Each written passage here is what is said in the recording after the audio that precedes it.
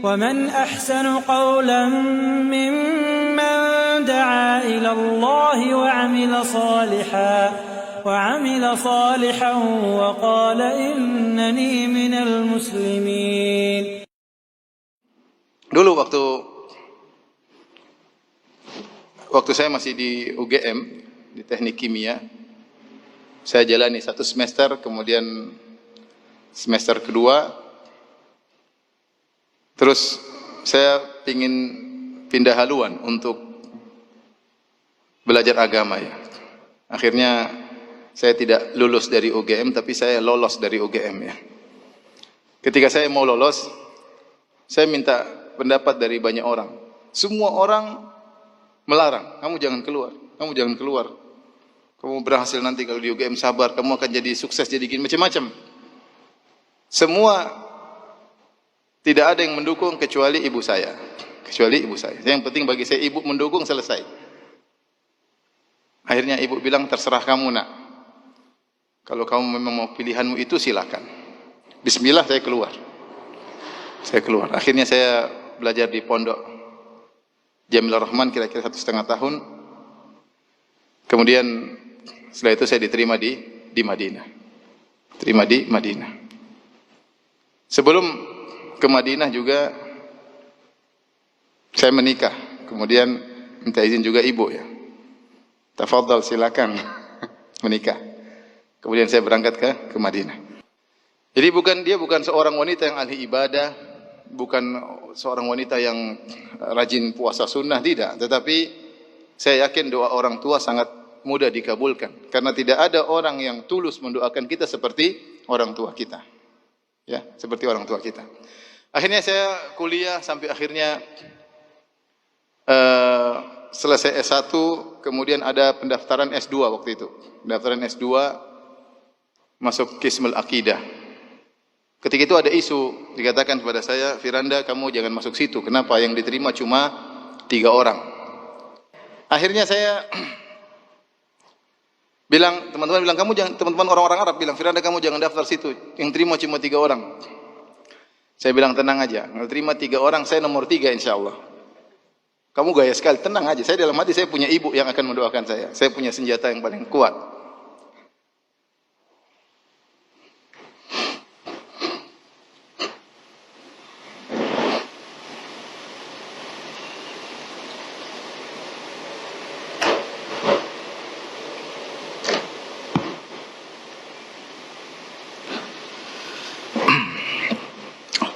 Akhirnya ada lagi bilang, Firanda, alhamdulillah sekarang dengar-dengar isunya diterima 5 orang. Saya bilang, tenang, saya nomor 5, jangan khawatir. Jadi mereka, teman-teman saya tambah jengkel. Kamu sombong banget, tenang aja, saya nomor 5. Akhirnya benar, waktu ujian, hari pas mau ujian, pagi-pagi di sana, jam sebelumnya, saya telepon ibu ya. Saya telepon ibu, sholat malam, saya bangunkan.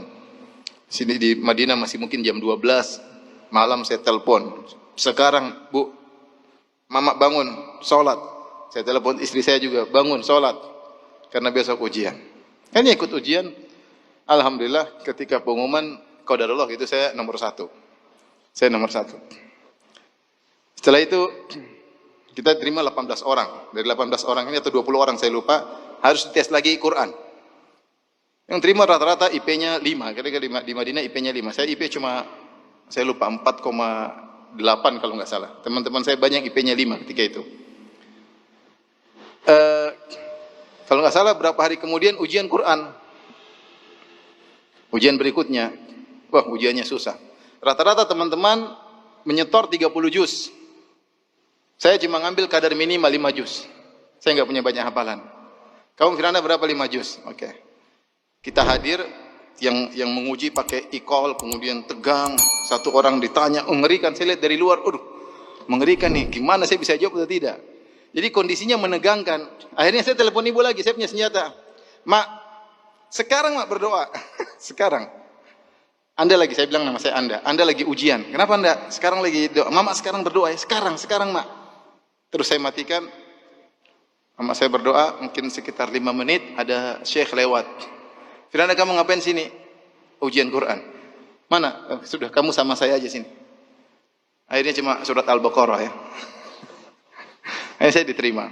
Ini maksud saya doa orang tua itu sangat penting. Kemudian ketika saya selesai S2, ada pendaftaran S3. Saya sudah capek belajar ya. Antum juga mungkin capek belajar ya. Saya sudah capek belajar. Tiap hari ujian, saya nggak mau. Saya mau uji orang, masih uji terus, saya nggak mau. Akhirnya saya bilang sama istri saya, yang saya cintai, saya bilang, sayang, kayaknya Abi udah nggak mau kuliah lagi, nggak mau lanjut. Capek belajar terus. Jadi saya menangis. Masih pingin tinggal di Madinah. Udah capek, udah pulang aja kita di Indonesia udah. Kita dakwah udah capek, belajar disuruh belajar ini, belajar capek. Istri saya akhirnya nurut ya, sudah, dia pulang. Tapi ada mama, saya harus bilang dulu, Mak, saya bilang nama saya Anda ya, Mak, Anda mau pulang. Kenapa? Gak lanjut? Enggak, capek Mak, belajar capek. Kata mama saya, kata ibu saya, sudah, Anda masuk aja ujian. Pokoknya masuk aja ujian. Terima nggak terima, masuk ujian. Kalau nggak terima pulang. Sudah, akhirnya saya masuk ujian dengan kurang persiapan. Karena memang saya niatnya mau pulang. Karena melaksanakan nasihat orang tua, akhirnya saya masuk ujian. Waktu itu ujian sekitar ada 80 orang atau 100 orang, saya lupa. Dari berbagai kota di Arab Saudi. Mereka datang ke Universitas Madinah untuk masuk ke S3. Karena diterima 10 orang. Diterima 10 orang. Saya masuk itu ujian 3 jam. Kalau saya lupa, coba tanya Ustaz Abdul Roy, saya lupa. Waktu itu saya ujian bareng Ustaz Abdul Roy, masuk S2 ke S3. Hafizahullah ta'ala. Kemudian ujian mungkin baru sejam, saya sudah keluar. Teman-teman sampai tank masih minta tambah waktu. 3 jam mereka masih kurang waktu. 1 jam saya sudah keluar. Saya keluar, 2 hari kemudian, 3 hari saya agak lupa, ditelepon. Firanda Ta'al. Kenapa Syekh? Kamu diterima. Lah, kok bisa? Saya datang. Saya tahu saya nggak bisa jawab. Yang penting saya jalankan perintah orang tua. Kemudian saya dipanggil ujian. Saya tidak persiapan. S3 minimal 10 juz. Kalau mau masuk minimal 10 juz. Waduh. Itu besoknya. Jadi hari itu saya dengar. Besoknya harus datang. Hari itu saya murojaah. Murojaah. Cuma dapat 9 juz. Ya, karena lupa. Saya memang tidak ada persiapan untuk ini. Jadi saya cuma bisa 9 juz. Saya sampai tiba di tempat ujian. Saya bilang, saya sudah murojaah dari kemarin cuma 9 juz. Kamu hafal Maryam Kahfi enggak? Hafal, itu 1 juz katanya. Pas 10 juz. Jadi banyak hal-hal yang sulit yang saya hadapi. Tapi saya punya senjata doa orang tua. Ketika orang tua saya sudah dua-duanya tidak ada, baru saya merasa agak berat. Ada permasalahan-permasalahan yang saya hadapi seperti berat. Karena senjata andalan saya sudah tidak ada. Rahimahumullah. Oleh karenanya, ikhwan, mumpung masih punya orang tua, ya, berbakti kepada mereka sebakti-baktinya ya. Sebisa mungkin, saya bukanlah anak yang berbakti, tapi orang tua saya sayang sama saya. Karena ibu saya, sejak saya kecil, dia tidak pernah cubit saya sekalipun. Tidak pernah. Maksudnya saya agak badung-badung dikit, tapi dia tetap doain saya. Tetap doain saya. Nah, antum ambil hati orang tua, minta doa kepada orang tua, dan itu doa yang terbaik. Ya, kata Nabi sallallahu alaihi wasallam, "Thalathu da'awatin mustajabah la yashakka fihinna." 3 doa yang pasti dikabulkan, tidak diragukan lagi. Doaul walid li waladihi. Doa orang tua kepada anaknya. Ketika saya munaqasyah S3, terus saya lulus, saya dipanggil oleh dosen penguji, yaitu Syekh Muhammad Qadah, Syekh Mahmud Al-Qadah. Dia orang aslinya dari Kedah, dari Malaysia, tapi dia belajar di Madinah sampai mengambil profesor dan dia punya kedudukan tinggi di Universitas Madinah.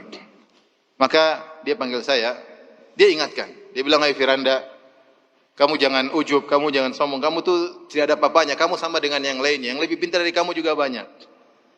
Tapi menurut saya kamu berhasil karena orang tuamu. Kamu berhasil karena orang tua. Saya pun demikian. Yang lebih pintar daripada saya juga banyak. Tapi alhamdulillah saya dapat posisi ini karena berkat apa? Orang tua. Satu yang saya sesalkan, dia sampaikan sambil menangis. Satu yang saya sesalkan, saya dulu malu-malu minta doa sama orang tua. Ya, ketika orang tua saya meninggal baru saya sesalkan hal tersebut. Jadi antum jangan lupa kalau mau kemana, telepon orang tua. Minta doa apa? Orang tua. Berusaha hidup ini membuat orang tua berbahagia. Kalau ibu lihat antum, ibu senang. Jangan lihat antum ibu mukanya kusut, jangan ya. Karena antum memang bermasalah ya. Sehingga kalau antum dilihat ibu jadi kusut, bapak ngelihat antum jadi jengkel ya. Kok bisa ada anak seperti ini ya? Oleh karenanya ini yang pertama, jangan lupa mau sukses apapun di dunia pun akhirat, jangan lupa untuk berbakti kepada orang tua. Saya punya teman di Jakarta, dia kerja, dia bilang sama saya, Ustaz, saya kerja sehari mungkin cuma sebulan cuma 3 jam kalau di total kerja saya. Cuma telepon saja, telepon saya telepon sini. Dia bilang suatu hari, sebabnya dia dapat kemudahan seperti suatu hari ibunya punya hutang dan lagi ditagih-tagih. Dan dia waktu itu sudah nabung uang selama setahun kalau tidak salah 15 juta. Ibunya sedang ditagih-tagih. Akhirnya ibunya bilang sama dia, akhirnya dia bayar 12 juta.